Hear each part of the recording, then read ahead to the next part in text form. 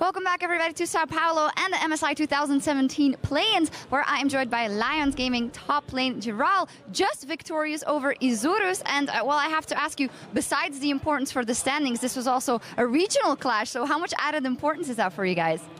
It wasn't too much pressure, but it's always nice to, beat our, broader region in Latin America South, like for the memes. And they usually like to make it like, kind of a rivalry of who is a stronger LAN or less. So I don't think it has to be that way, but Lion fans love when we play against Latin South and we beat them. So that feels pretty nice. Well, you guys also beat them quite convincingly. A statement game, I would say. You guys are now 2-0. The only team you haven't been able to beat is the GIGABYTE Marines, and it looks like your biggest opponent to advance. So how big are the chances that you can beat them the next time, and your chances in general to advance? I think we have pretty good chances. Honestly, the Marines were a lot stronger than I thought. I think we made some pretty crucial mistakes, but overall, I would assume they will be weaker than that. So it's pretty good that they are showing good level. So I think we got good chances, but we definitely have to do our homework tomorrow, and we'll hopefully beat them on Monday. Yeah, a lot of people are depending on you guys, and also here in the crowd, the Lion chants are pretty loud and insane. What's it been like playing here in Brazil in front of these people? Well, yeah, it's a different server, Brazil and Latin America North, but at the end of the day, it's still like Latin America, the region. So they usually cheer for us. I think they like us for some reason, and I'm really happy about this. We can always hear them chanting for Lion, and it feels pretty nice. It feels like we're playing for local, like playing home. Yeah, well, they are definitely excited to see you guys play. Thank you very much. Good luck on your next matches in a couple of days. And now back over to you guys at the desk. Thank you very much, Shocks. Giral there admitting himself that the team may have underestimated GIGABYTE's Marines coming in here to the day, just as we had to some degree, and have been surprised by the performances that they've put up so far. That being said, they will be playing in our last game of the day here up against Virtus.pro, a team that is sitting at 1-1 currently.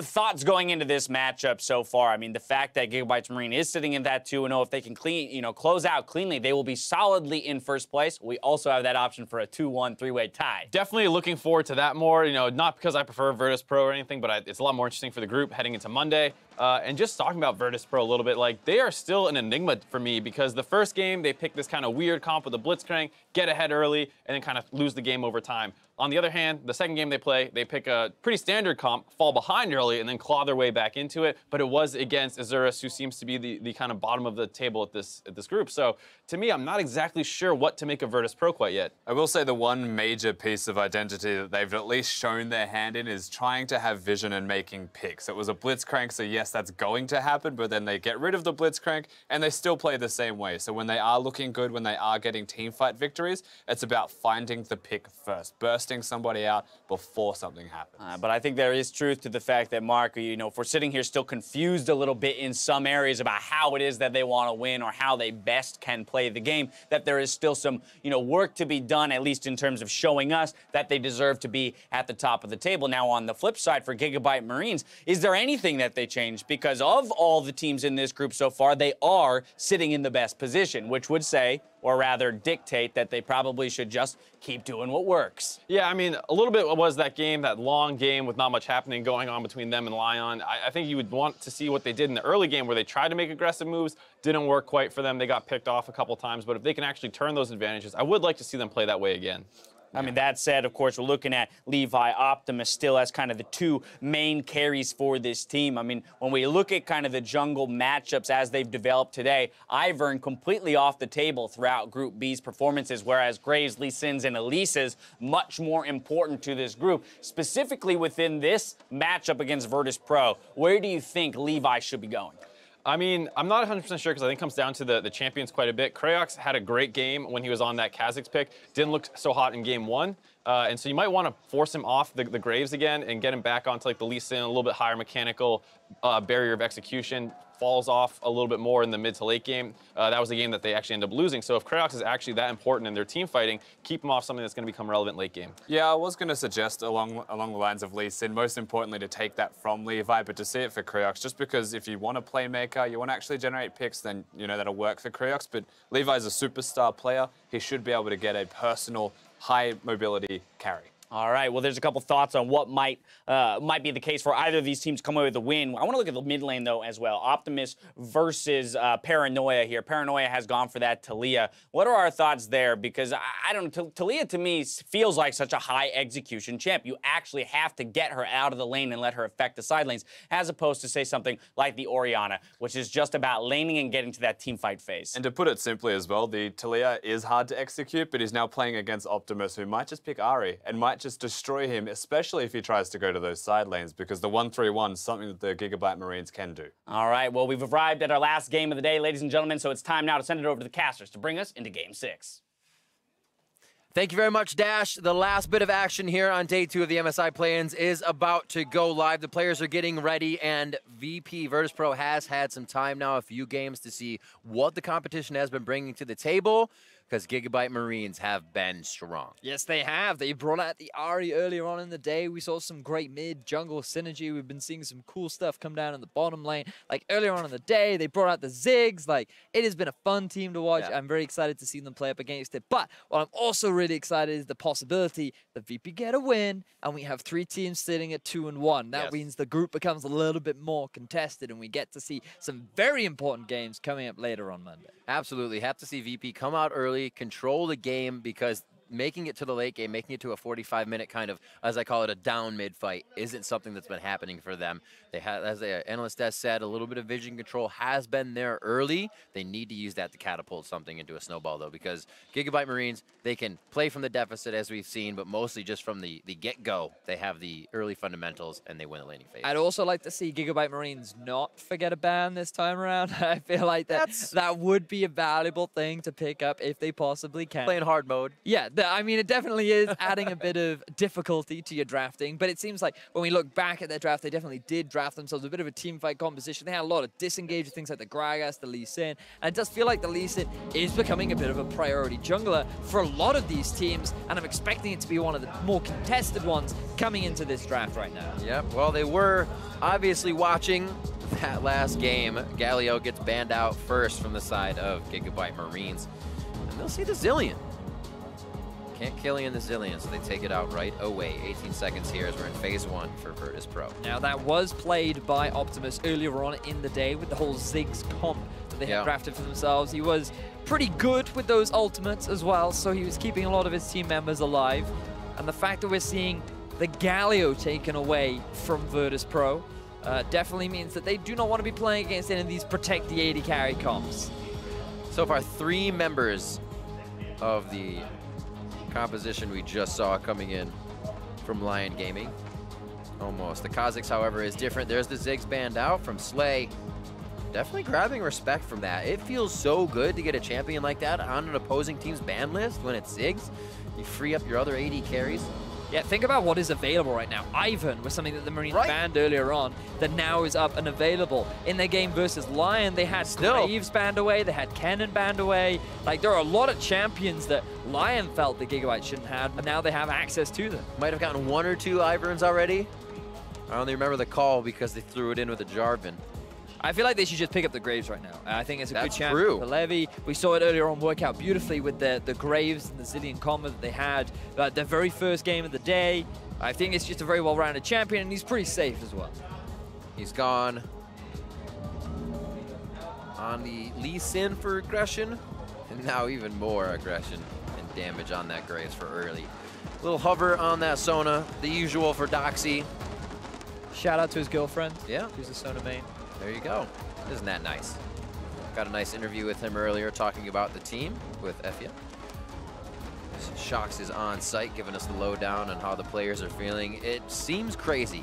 Obviously, they've all been saying the crowd is amazing, but it must be stressful here to travel and to not find results, as other teams are climbing in the standings already, and you got to face people like Supermassive that are 3-0 coming out of A, and a possible 3-0 here from GIGABYTE Marines. But that's the question, right? Like, who can let themselves win? I feel like I've seen a lot of positives from Virtus.pro, as well as a couple of negatives, especially when they play around Vision. But right now, Virtus.pro, they are getting a lot of comfort picks. Cryox likes to play on these early playmaking junglers, like the Lee Sin, like the Kha'Zix, like the Elise. And the most played top laner for Doxy is this Nautilus. It's something that he's very comfortable on. It enables him to make a lot of great plays. And I feel like that after they got surprised in their last series, or in their last game rather, by having that early tower play happen and early tower taken, they've adapted and they've been able to learn a few more tricks that they can then better adapt to coming into this game. It won't be the easiest thing, but seeing a Kennen top now that you have a Lee Sin in the jungle makes it a little bit harder for him to kind of just beat on that tank that Nautilus will be. So I like the composition switch up there. Leaving the Kennen open, they may just focus Stark in the top side to get him down. His Gragas was kind of the catalyst to GIGABYTE Marines win last game. Oh, locked in.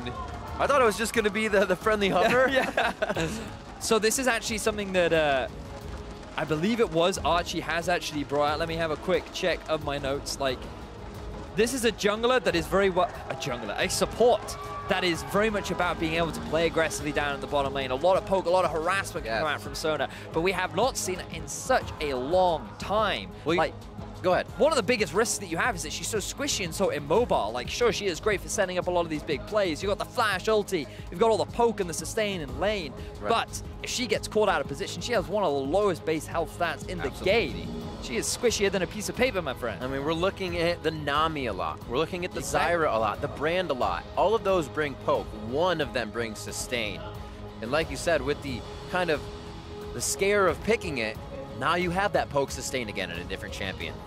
We'll see how they play it. Archie always likes to diversify, as we know. So now for Virtus.pro.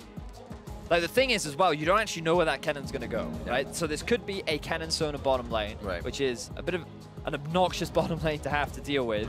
And so Virtus.pro are under the assumption that that cannon is not on the AD carry position. They're banning away the Ashe, very likely to ban away the Varus as well, so some of the big power picks are taken off the board. And this means that Slay can either go towards the Caitlyn, or he can pick up the cannon himself, and then they can look to try and get themselves a bit more of a powerful counter pick in the top half of the map.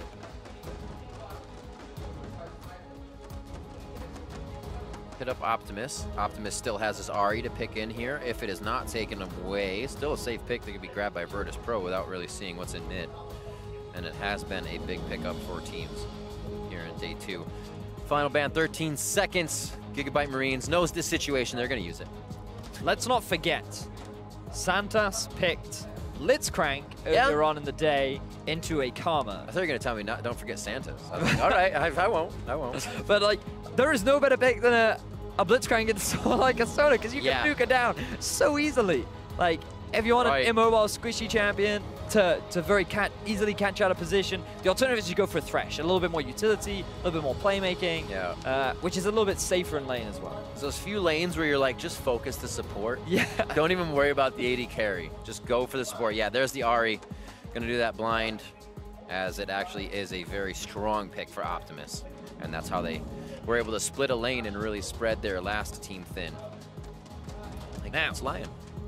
Thinking about good picks into Ahri, you could go for Syndra. I've always considered a pretty decent matchup. The problem with Syndra is she can't really go into a side lane later on and match it. Other possibilities are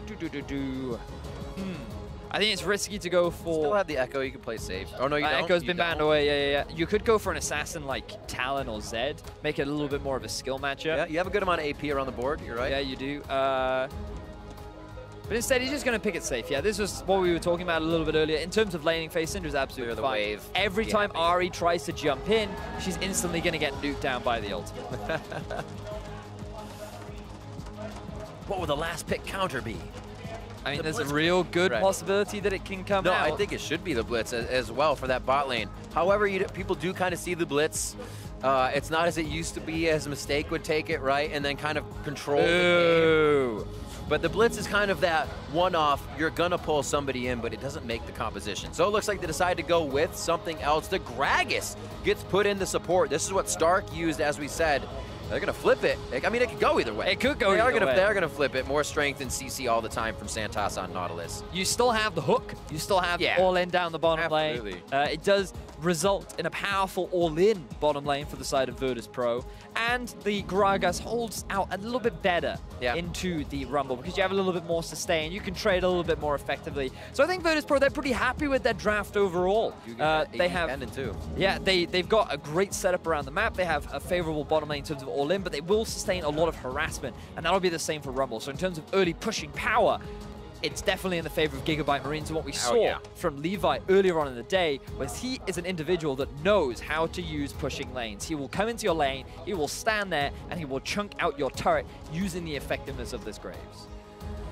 Let's see how fast the junglers go off. In this one, it's been a lot between them in the first 5 minutes. The laning phase has kind of relied on them.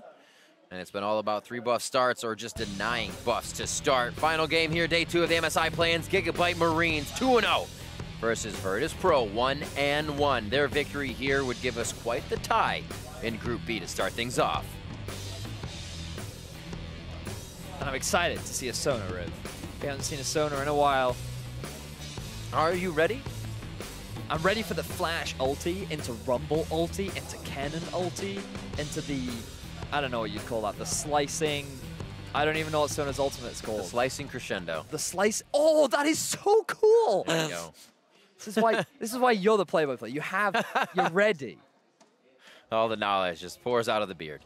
GIGABYTE Marines versus Virtus.pro. We are going into game, and this is imperative for Virtus.pro. They've been off for 2 games now on the day.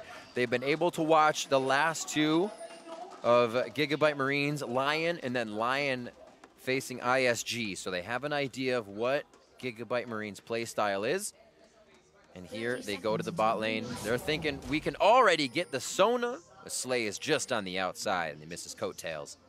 Good respect there from Slay, aware of the possible map movement from the VP lineup down to the bottom half of the map. But GIGABYTE Marines, they're going to very swiftly use this as an opportunity to get a bit of deep vision down. They want to spot out where Kreox is starting his jungle pathing. Stark wants to know how much he can push before he should consider a possible jungle gank. Well, they may very well go for a pick themselves, as Doxy could very well drop a ward to see if their buffs end up getting stolen. This is the kind of stuff I like. We see a lot of gentlemen's agreements to where somebody will hit raptors, you'll mess with a raptor, you'll hit something, switch it up. Everybody showed bot, try to show in the jungle, all right.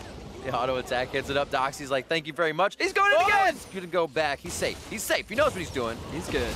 He's doing that drunken master. Just gonna waltz in and waltz out. The drunken fist style. So great wards by GIGABYTE. Good deep vision coming out from the side of the GIGABYTE Marines. They used it pretty effectively. Were able to punish Doxy. He's now going to lose one of his health pots, which will make sustaining in the matchup a little bit harder. But regardless, the damage has been done. GIGABYTE Marines, they will steal away the red buff. And you can now look at the pathing of Kreox. They know that the GIGABYTE Marines were a little bit slow. He's feeling pretty confident that he can move into the enemy jungle. And as long as Paranoia looks to play a little bit forward in the laning phase, he can feel confident that Syndra won't rotate down. And you can even see him, he's hugging down towards where Kreox is. But also coming is Levi, looking to get this flash out of Paranoia.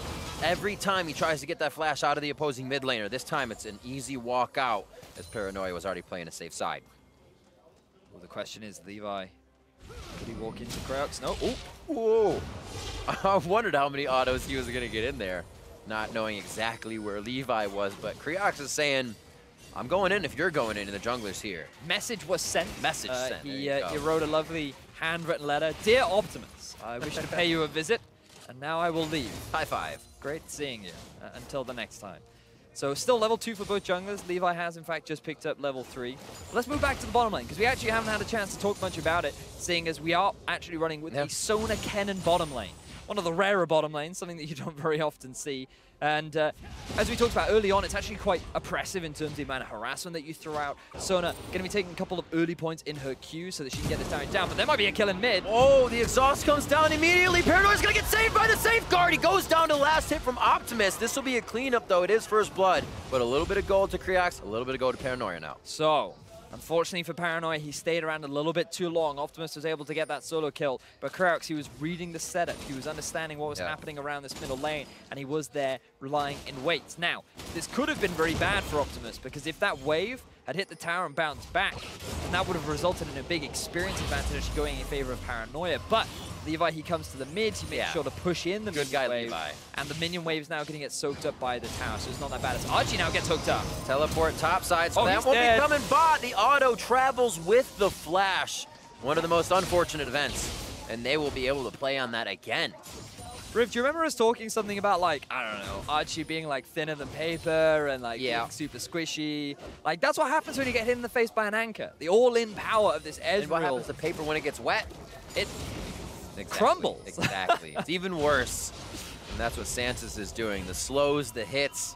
You were right. The lane is playing out in the way that they just focused Archie. And that flash down, summoner heal down, they're going to keep going. But this is exactly the way in which Archie didn't want to be playing the lane. Like, he should be using the minion raise as like a shield to harass, right? But instead, he walks up too far. He ends up getting punished for it. And now, VP, they're not going to be too afraid of actually the sort of pressure that Slay and Archie are looking to put out. You can already see a big CS discrepancy starting to develop in the bottom half of the map. They have that pushed up to the turret. Luckily for Slay, he's happy to get back and soak it up. We'll see what these first buys are. Obviously, building in lane scaling items for blasting, but that doesn't mean Santos can't get in again once that ignite is back up and just take down Archie. Creox in his own jungle, able to kind of just pick everything up. Levi not having as much of aggression game inside the opposing jungle. Meanwhile, Stark, he's being as aggressive as he likes up in the top lane. Now, as an individual, Stark is very well known for playing these sort of champions, right? We talked earlier on about how he likes to play things like the Renekton, like the Kennen, like the Jace. But Rumble really does fit into his repertoire where he likes to have control over his laning phase. And along with Levi, while he doesn't necessarily get a huge amount of jungle attention, Levi is very good at taking advantage of this pressure, especially on champions like Graves. You do not be surprised to see him move up to the top side of the map when Stark gets around level 6, where they'll try and look for a dive, or they'll look to try and get themselves an early turn. And they're both bash buddies as well. They'll go in together. That's the way Stark loves to play. The champions you just mentioned, Jace, the Gragas, now Rumble even. You face first when you're going to initiate. You throw the equalizer down, you say, here I come, right? Gragas body slam, Jace to the skies. He loves that all-in play. And Levi helps to be the catalyst with those plays. The one kill so far to Optimus in the mid lane. That Syndra pick was last. To see what he could do against the Ari in mid. Hello?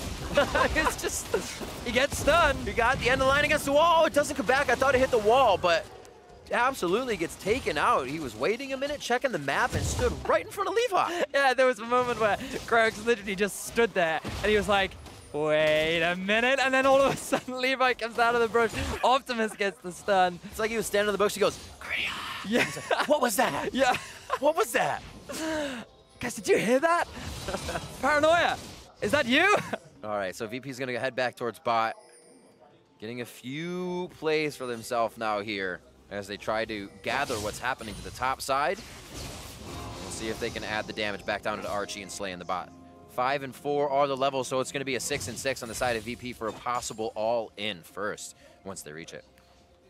And now we'll really start to see a big level difference between the junglers as well. So while VP got themselves a bit of an advantage down in the bottom lane, that will be returned with the advantages that the Marines have in the top half of the map. Level 6 for Levi, level 7 now for Stark, with a pretty significant CS advantage over his lane counterpart. Look at all this vision investment as well. You can very clearly see that the GIGABYTE Marines are saying, I think our next objective will be the top lane. Yep.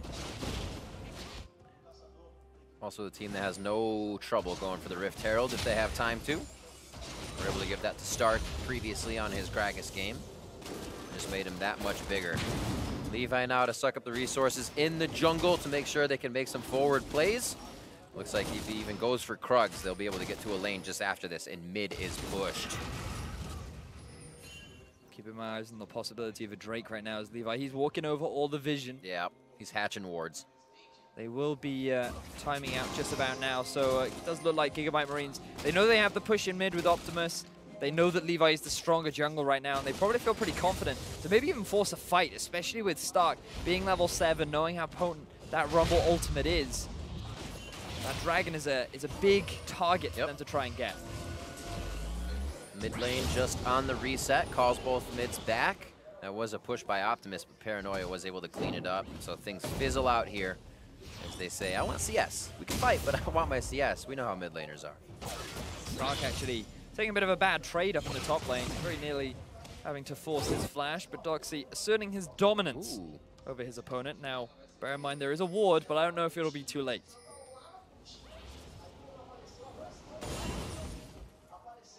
Yeah, quickly gets himself out. Oh, very nice equalizer, hits it. Will they get the scatter? He does, throws down the unleashed power. What a dodge! The heal from the ability use. He's gonna pick up a kill for himself too. The final few plays from Doxy gets himself a kill. Best case scenario for Doxy. That extra tower shot, the sidesteps, the W, everything coming together in order for him to get himself the return kill. And now the pressure comes out from Virtus.pro onto that mid lane tower. But also worth praising Optimus. He flashed in, reading the flash from Doxy. He knew the play that was going on in his mind. He's able to get himself the stun. But they were just expecting a little bit more damage to come out off the back end. They were expecting to just nuke Doxy down before he can get away. Now a dive happens in mid. One good play to match another in the top. So will we get one here in the mid? Teleport comes in as Stark says mid's pushed, or top's pushed, sorry. Mid needs to be pressured. And Creox does get out alive. That equalizer is down halftime right now, so waiting on the engages, but GIGABYTE is playing very fast to make sure they don't lose any pressure. See this again for the top side. Now you can see that the path that Optimus takes is a slightly longer one, but it also gives Doxy the least amount of time to respond. And notice how well he predicted the flash coming out from Doxy. The small bit of health regeneration that Doxy ended up getting, Stark felt like he had to go for the flash, but it didn't end up costing him his life. And when you invest 2 members into a single gank, if you're able to get a return kill, that's absolutely fine. And now he's the one in a CS advantage. He's the one that's actually getting himself a very early cowl. And now this laning phase is going to be a lot more optimal for the strong top laner of Virtus.pro. One big thing that really helped there was that was his first TP back to lane too. They've kind of been hanging out there. So he got to get back and get the wave at 4 or 5 caster minions that had not cleared out. 200 gold lead as we're pretty even on the home front here, 11 minutes in. Junglers having an assist in the kills, and also bringing that pressure to the mid and top side. What we've seen in the bottom has been quite the bottom today. Really not a lot of jungle pressure coming down there. Nope. We talked about it at the top of the day where really from all these teams, it's all about those mids and jungle, right? Like that's what we're expecting to see. You've got players like Paranoia and Optimus, along with individuals like Emp, as well as a fight in bottom lane. Slay going down, possibly gets a good heal, gets the hit. There's the crescendo, slicing Maelstrom just on the outside, more of a stun bot than doing damage. And you can see Archie trying to stay in front of Slay, but the Mystic shots can't be matched by the shurikens. So just a lot of summoner spells burnt, the all-in power coming in strong from the side of Virtus.pro. But now, GIGABYTE Marines demonstrating their all-in isn't too bad either. We see Creox and both junglers, in fact, moving towards the bottom side. They're primed and ready, and you talked about jungle presence in the bottom half of the map, Riv, but it looks like they want to get involved. Whoa, well, Midnight might not be joining that. If it is, it's Paranoia. Optimus, with the blue buff, still has the power to make this fight happen. He might try to bait that in. A little smoke screen over the wall, as that has been a push-up by Creox in the bottom as he's hatching that ward. Now notices as he gets a little minion love. So VP not able to find a successful gank, and Levi just hanging around the mid to basically say, you know what, I'm tired of you harassing my mid laner. Now we have an all-in the top. Throws the Leandri's equalizer down, not doing as much damage as he wanted. And thought he would just be able to kind of stall out Doxy on that play. Nothing came of the bottom play. Creox already going to the mid lane as he is just moving. Him and Levi get some freaking flyer miles on this game. They are everywhere. I wonder if there are a bit of mind games in that top lane all-in, because Stark, I feel like, should have died. Yeah. But Doxy was just afraid to commit because of the possibility of a jungler. Now we see an all-in from the bottom lane of the team. Threads it through the minions. Casters to melee. Crescendo's down about 75% on that CD right now, so they'll be able to walk this one out. And there's the sustain. Kind of, you would get that from a Nami, but now you can do a little bit more damage with this Sona, and they just push them off. VP, they did what they wanted. They're able to get a bit of chunk damage down. They ideally would have wanted a kill, but with the presence of Levi and a big minion wave, they decided that they cannot commit. So returning to normality. But keep your eyes on Creox. He's hanging around the middle lane. He sees the mid wave being pushed. He's not going to find any avenues. The Dragon's still available, Rev. These teams already putting much value on getting that early Cloud. It's a windy, windy day on the Rift, Phidias. It seems like it'll stay that way with Cloud Drake. clean up in the top side as Stark has his lane pushed. He looks for a little bit more. Almost got the charm. Collateral damage as well over the shoulder of Optimus from Levi. And Paranoia is literally getting everything GIGABYTE Marines have to offer today. He is having a rough mid lane. Now he has been forced back, so the GIGABYTE Marines feel confident to go for this play. Kreok's gonna make a cross-map play. Yeah. He realizes, you know what, I can't really do anything in mid, can't do anything bot, so let's try and get ourselves a tower up top. And the fact that Doxy has been playing this matchup so beautifully enables them to take down this structure and get themselves an even further goal advantage. Doxy absorbing that pressure. We just spoke about Paranoia having a rough lane, but almost even in CS and only died once to everything that actually has been in his lane. So some early game praises sung to Virtus.pro as GIGABYTE Marines still making their own moves and still getting their own results. Here possibly stopped on the bot side by the turret. Gonna knock him back right into it. Oh my word, Levi is just stuck under the turret for an extended period of time. Very nicely done, and the teleport alert wasn't even enough for GIGABYTE Marines to get out. Ends up being a 1-for-1, but great decision-making from VP, realizing an opportunity and taking it. Unfortunately for them, though, they still lost their support. They still ended up losing their tower, and now Kreox, he's trying to push in mid lane, but Optimus is already on the move. See how much he can get. He may be able to just get a few kicks in and head out towards the top side once he sees him. And I think that will be all she wrote for that. So Virtus.pro, they tried their best to defend that bot tower. They didn't want to sacrifice it after already losing the dragon. And the setup was actually beautiful because you get a great flash to lock Levi into the wall, the ultimate followed by the Nautilus ultimate as well. But then you have the slicing crescendo to shut down the Nautilus, preventing him from being escaping the equalizer that was just burning through that heavy armor. The end of that fight shows not a bit of life. Both teams are very much in this, but life to the fights for GIGABYTE Marines. That crescendo paused everything for them to turn it around, and that's a scenario they'll likely have a lot. It's almost like playing a Cassiopeia disengage at this point. Exactly. You get hit, you blast right back. And it's this powerful disengage tool along with an engage tool, right, where the moment the enemy team try to force something onto you, right, you just turn it around on them instantly, and it's always something you have to be very aware of, and clearly Archie has an element of proficiency on it. And so VP, they have to always be wary of whenever they try to force those all-in engagements. See what sonnets he can write us. Beautiful songs as he plays amongst the rift and his members. Just still very even on gold right now. That Cloud Drake was picked up. Felt the breeze. GIGABYTE Marines himself a little bit more movement speed as sonic booms start to fly from their rear. So now things have slowed down just a tad. We're approaching the 17-minute mark. The game is incredibly even. And for GIGABYTE Marines, they're actually steadily getting to a point that they want. They have pretty potent team fighting. They have good skirmishing power. The fact that they have this big wombo combo available to them is something that VP always have to be wary of. But VP, the fact that Paranoia actually going for the Gunblade first, very interesting itemization choice. Very similar to the build path that we saw from the likes of a LeBlanc. And it is very much a dueling, split-pushing style of play. So they're likely going to be looking to move Paranoia off to a side lane. They've already demonstrated that Doxy knows what he's doing in the 1v1. He's holding his own very effectively against Stark. And so we're likely going to be seeing this overall map movement of all three lanes from the side of VP. I think they're going to pull themselves into a fight in mid regarding the fact that they only see 3 VP members. They back off, though. Virtus.pro. Doxy makes his way to the bot side to start farming it out with Stark. We'll see what Optimus and Levi can do here in the mid lane. They should be able to get a good bit of damage, but is it going to be Doxy's ult? Well, she's actually down, so it will not be his ult. He used it to disengage the last fight we actually just saw in that river. Any Ari players, by the way? Ooh, flash engage.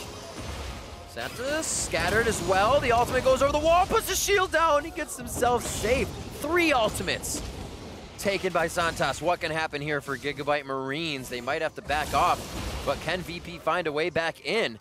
Scattered away, Paranoia has nothing to offer with half cooldown on a Spirit Rush. Top lane's gonna get taken by GIGABYTE Marines, and while things are fizzling out, they're playing such a nuisance game that VP is not in the right spot. Think about all of the different plays that happened there that went in favor of GIGABYTE Marines. They forced a flash onto Santos to try and get themselves a very quick kill, because even if they don't kill him, he's forced back to base. Blasting is now left in a 1v3 effectively. It gives GIGABYTE Marines full control over their jungle. Paranoia is forced underneath his turret, which means that GIGABYTE Marines can very effectively take down that tier 1 in the top lane. They've now gotten themselves a tower advantage and more control over the map. So it doesn't matter if they didn't get the kills, it's all about the pressure, and it's all about the ability to take these structures down, because at the end of the day, that's how you win the game. Yep.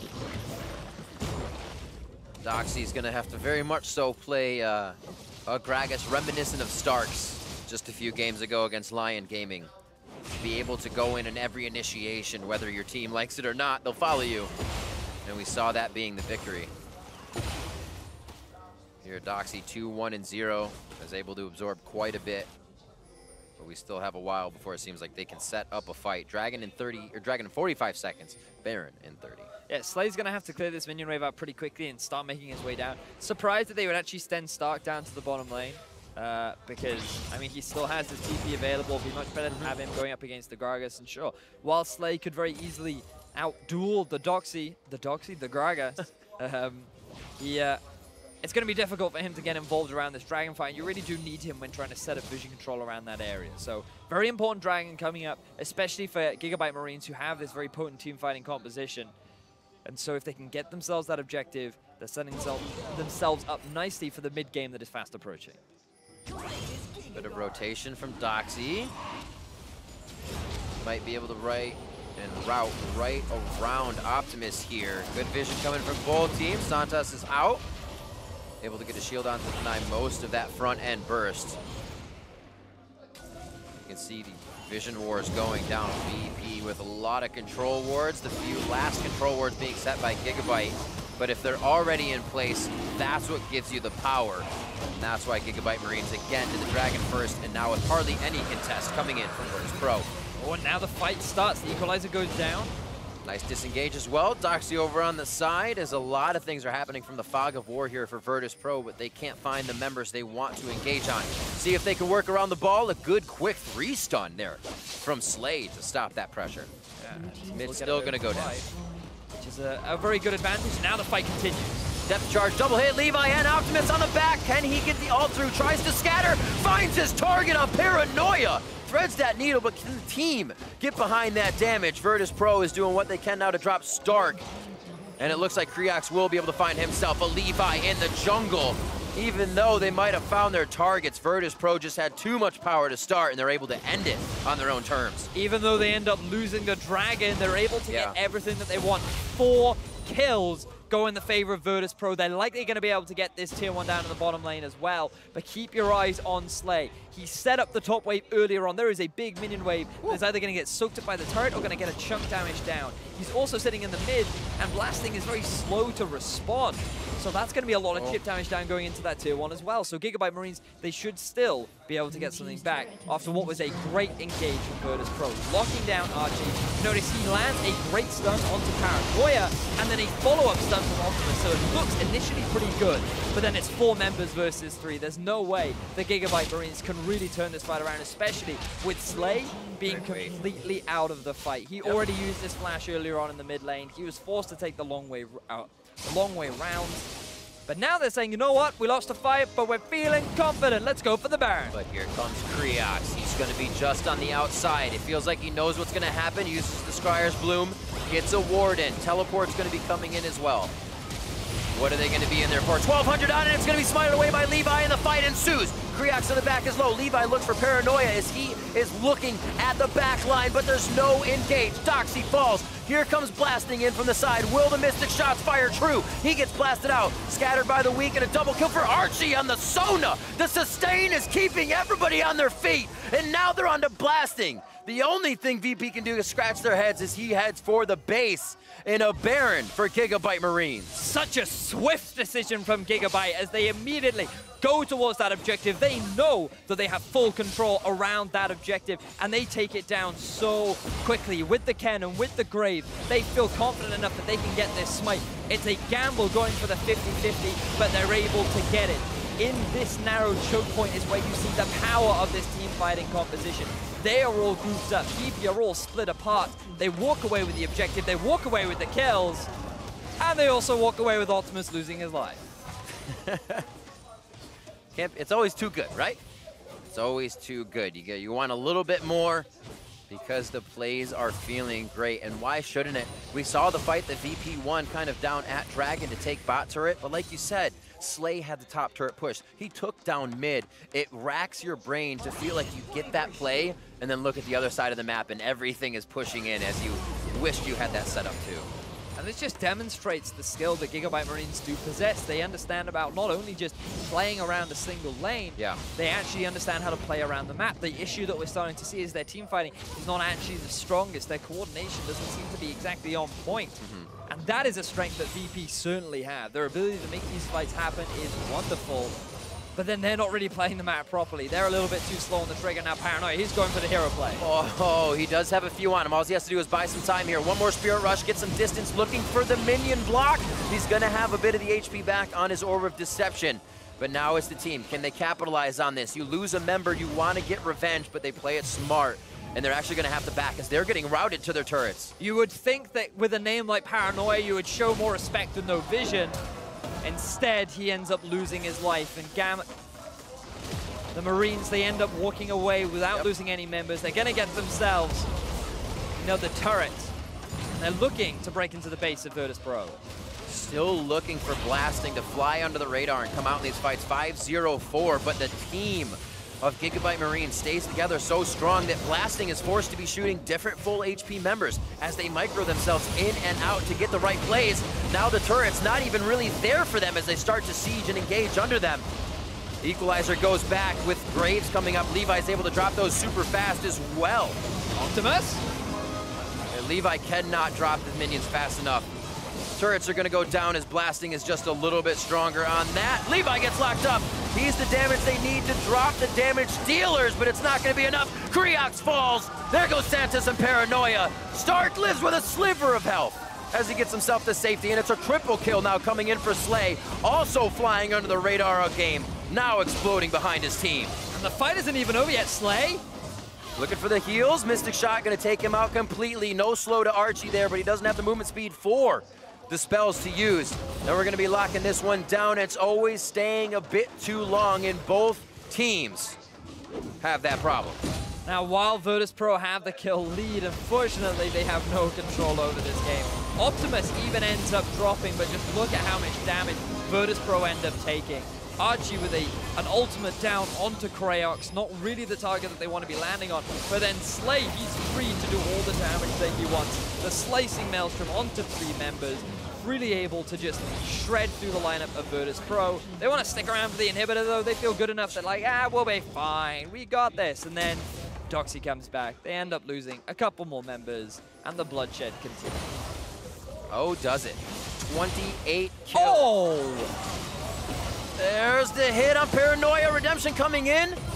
Zanya's is going to be there, but it's only going to be for solo. Oh, Paranoia's going to burn down. He just stays. He knows what happened. Stark coming up with a beautiful setup for the team fight there. Kriox looking to get onto Levi, but he's not going to have enough distance, and he doesn't really have anywhere to go. Was hoping to use Doxy's ultimate, but pulls the team away so his team can get away safely as GIGABYTE Marines again come back from dying to start the batting order once again. And it doesn't matter if Optimus dies because you still have Levi, you still have Shy, and you still have Stark. The GIGABYTE Marines have been dominating the rest of these fights. Virtus.pro have not been able to get the setup that they want, and now picking themselves up another dragon. There's still an inhibitor taken down. GIGABYTE Marines are free to do as they please.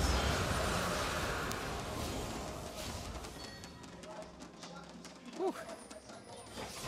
Almost at 30 minutes on this one. We have maxed 31 kills so far. 52,000 to 49. We'll see this one more time. Such the a good flash into the scatter. There's not much you can do about that. Really love the play from Optimus. He still has been a standout performer for the GIGABYTE Marines. And again, even though he loses his life, just think of the resources that were invested into trying to get that kill. Yeah. That just set up nicely for GIGABYTE Marines to get themselves a turnaround fight. Kraox, he's on the back line, but he can't do anything. He's level 15 Levi, and they are in full control right now. They're starting to spread out across the map. They know that they can start playing on all 3 lanes. Group up as a 4-man unit top, keep Stark in the mid, and just slowly whittle your way into the rest of the base of Virtus.pro. Ooh. Void staffs now for Stark and Optimus. Basically rushing through, blasting now. He's actually gone with the Ninja Tabis to stay alive from Levi. And Slay, what they're doing in the fights is actually giving a lot of people the idea for Ninja Tabis this game on the side of VP. You know, blasting, a bit of the hidden hero for Virtus.pro. 7-0-6 this game. Unsure how. He's just been a consistent performer, never really getting caught out, except for Stark, who might be caught out right now. Yeah, but they're gonna fight on top of the equalizer. Optimus comes in huge with another play from himself. And now they're gonna be going. It only takes 2 members to turn an entire VP fight. That does not spell good things. Spells great things for GIGABYTE Marines as they head into the base. The second inhibitor now in their eyes to take down. They have a 2nd-tier turret in the top. I don't even know if they'll go back for it. GIGABYTE Marines, they have 5 members strong, they have 2 inhibitors down, and they are looking to go 3-0 in the group. Supermassive made their mark on Group A with a 3-0. Can GIGABYTE Marines do it? The final touch is being put. The nail in the coffin 30 minutes in onto Virtus.pro. And it looks like the final Nexus turret isn't even the focus. They know how ahead they are. They are confident in their play, and they are looking to make a beautiful 3-0 on Group B.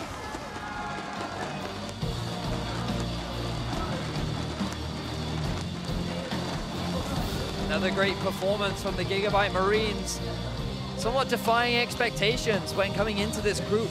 My eyes weren't necessarily set on this team. Like, for sure, they were dominant in their own region, but then you sit there and you wonder, like, how well will these guys really be able to form? They were considered to have a better understanding of how to play the macro in their own region. Right. But to the rest of the world, how would that compare? And what we've seen is they do actually do a great job of playing the side lanes. Even though Virtus.pro won that big fight in mid, they were still getting other objectives across the rest of the map. And while sure, some of their team fighting, I would argue, is a little bit shaky, when they get themselves those significant advantages, the way in which they collapse, the way in which they coordinate, just demonstrates the strength of this team and why they now sit at the top of Group B. It also kind of clears up my idea earlier of the teams are drafting teams by what they see. We saw a lot of, all right, I'll take this because you have this, and not teams coming in to say, this is what we plan for today.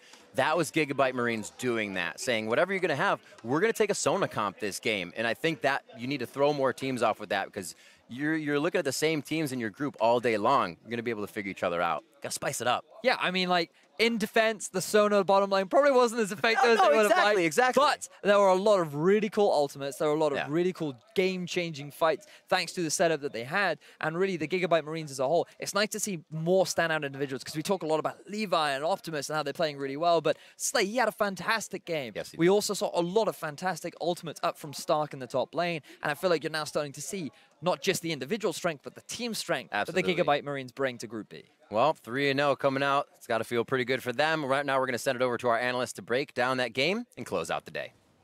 Thank you very much, Riva. I'm sure that they are riding a high there over on GIGABYTE's Marines. Finishing the day 3-0 is going to feel fantastic moving into the final day of play for them here against Virtus.pro in our 6th game of the day. And once again, we have some new picks coming through. We talked about it. We teased it at the beginning of the day that some of these teams do like to lunge for that Sona pick. It comes through here. Maybe not, you know, showcasing the most brilliant Sona play in the world, but it's effective next to that Cannon ADC up against a Nautilus Ezreal lane of all. I mean, the way they picked it's a little surprising to me. They basically blinded it early on in the draft, something that they hadn't done all day. And it's one of those things where, like, if your priority is that high on Sona, if you really think it's blindable and a strong laner, you would be picking it most of the time in that situation if it's like a Karma or a Lulu. And the fact that they hadn't been doing it, it's surprising to see it here out of nowhere. I don't know what they saw that was different in the draft that made them want to do it. But at the very least, they show that they can play it. A little disrespectful to the Nautilus. Early in the laning phase, gets caught out once, but they were good after that. Yeah, and for what it's worth, the draft from VP was a bigger question that we had to talk about there as well, because they don't pick their support. It was actually the Nautilus, but saving the flex, getting completely banned out, could have been a cute strategy from them, but it's not like they put themselves in the straight winning position with the way that they drafted. They could have cleaned it up a little bit. And yeah, the other thing I want to say is just the mid bans that came in was really weird. They ban out the Echo. I thought they were setting themselves up for a Syndra, and then they take the Ahri, handing over the Syndra over to the side of GIGABYTE. So that was very surprising to me. Also very peculiar because, well, I mean, of course, the Ashe ban came through not knowing necessarily that cannon was going to be flexed down to the ADC position. So we kind of see there with the one mid, one ADC ban that maybe they themselves weren't entirely sure of what to be doing in that second ban phase. But if we push ourselves into the game, you mentioned maybe some disrespect or overconfidence out of GIGABYTE's Marine in that bot lane. Actually netted some early kills over to Virtus.pro and made the early portions of this game quite even.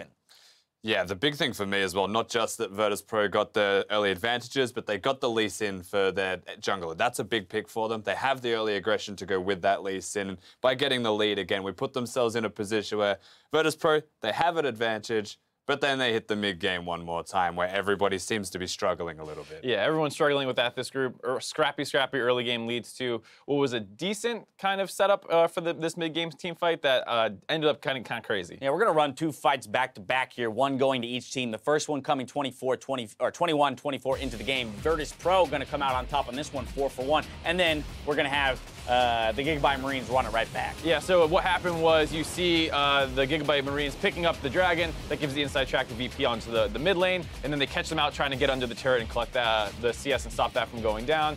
And obviously, it goes horribly wrong. Nautilus able to hook out a couple members there and start that fight off. Something that's nice to see out of the support, a little extra beef that sometimes is lacking with a lot of the current support meta picks. But one thing I can appreciate, Rusty, is the fact that the GIGABYTE Marines run it right back. Not a minute and a half later, we have another fight developing, this time around Baron with a really awesome, kind of forcing call here out of the GIGABYTE Marines. Pretty much no hesitation. After losing a fight, they go straight to the Baron buff. You could say it's desperation, but they have the window of opportunity, knowing that VP had gone back to base, catch them with their pants around their ankles, and just actually find their way into this. Unfortunately, Mark, they didn't actually go around the right way, VP. They could have won this. Yeah, I think we were both talking about how, you kind of get baited into going for the 50-50 smite steal, but if you play it a little bit calmer and realize that they are burning all their resources trying to take this Baron down, you just wrap around, force them into the Baron pit and collapse and kill them all, which we've seen happen a couple times where teams go all in on that Baron, and then they're the ones who end up all dying. That could have been a situation for VP to sack the Baron and go for cleanup. Especially given the fact that GIGABYTE's Marines weren't running a tank composition, right? We saw how much damage they were taking just from the Baron itself. And then to that point, though, I do feel that GIGABYTE's Marines in some of these fights did play it intelligently around the fact that they didn't have a tank, right? So we saw them, they're dancing in and out, trading who's going to be the frontliner and absorbing damage at times, barely snaking their way through that fight. But we've mentioned in the past, we want to see gold graph that trend all the way up. This one didn't do quite that. So if I'm GIGABYTE Marines, although I'm happy with the 3-0 victory on the day, having a game this close against arguably the weakest team in the group, given standings at this point, I've got some concerns still going forward in the group stage or in the play-ins. I mean, it's the kind of thing where you can't expect to win every early game, and one thing you can at least say about the GIGABYTE Marines is that they are decisive in the mid and late game. When they were able to beat the side of Lion Gaming, it was a long stall-out game until they finally get that TP flank off, and it's a situation where maybe you're not the best team in terms of your individual play and always smashing early game, but they do at least seem to have this kind of shot calling advantage where they were able to force that Baron, and that's really what turned the game around. All of my solo queue teammates think that we should win every single early game, so I'm glad that you make it clear Sometimes to them it doesn't happen. Sometimes that doesn't happen. Yeah, you can't guarantee the early game going your way.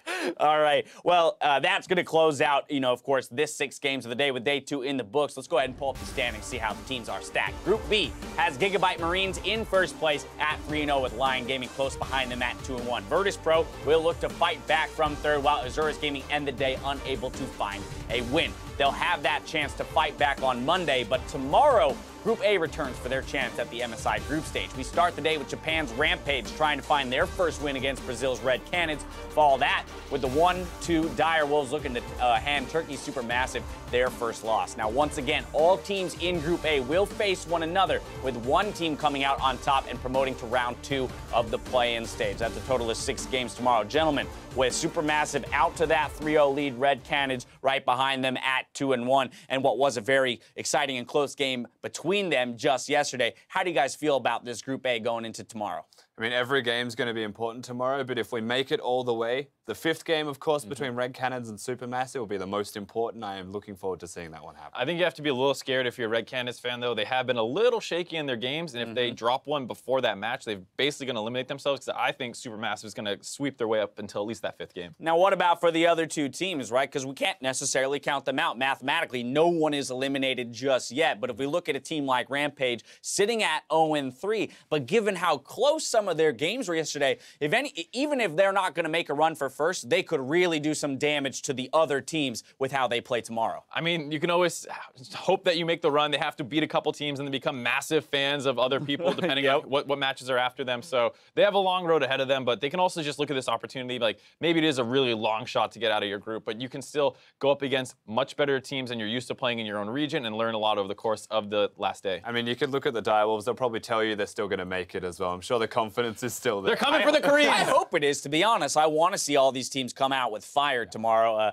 And, of course, it will make for a more interesting day if we start to see those standings even up. But only time will tell. Ladies and gentlemen, that's going to do it for us. So on behalf of myself, the casters, and the entire live broadcast crew here at Riot, thank you for watching. We'll see you back here tomorrow.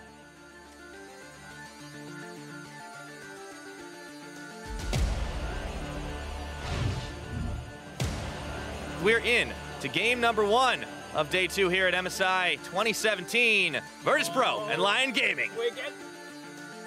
Straight up top of the spinning aggro, but all of a sudden the dual lanes arrive, and that's first blood for the Blitz. Lion Gaming, they right in, sneaking into the base, and at 45 minutes, they put away the game. All of a sudden the action goes back up, he's got a 3-man stun for you, said, and there goes the boom. Redemption was there. Pride trying to push back Stark on an all. Levi is able to take down Newbie in the back half of it. QQmore goes in. He has to go gold because he was exhausted down. M's going to get taken out for a double by Stark. That's going to be the game. GIGABYTE Marines flexing their muscles. And Santos gets himself number 3. Creox slipping away. Paranoia taking out Kindless. Doxy on the front line. Virtus.pro are plowing through Isurus right now. This is too little. This is too late. This is victory for Virtus.pro. Oh, they go in. Stark should be able to die immediately. Levi knows he has to leave. There's no chance. There's Slave flashes into the pit to try to get the kills. Here's one on Girol. That's going to be the team coming up with 4. The full team of GIGABYTE Marines. Shockwave miss. How will it end up? Say it goes right in the middle and he goes down. White Lotus drops immediately. 64 seconds on the clock for these death timers. And GIGABYTE Marines come up with a victory. Oh, he says, Seiya, jump in, because I will too. Girol comes in on the play. Everybody is behind the engage on this one for Lion. And now they're on to Kindless. 3 go down. Lion bounce back. He's the damage they need to drop the damage dealers, but it's not going to be enough. Creox falls. There goes Santos and Paranoia. They are confident in their play, and they are looking to make a beautiful 3-0 on Group B.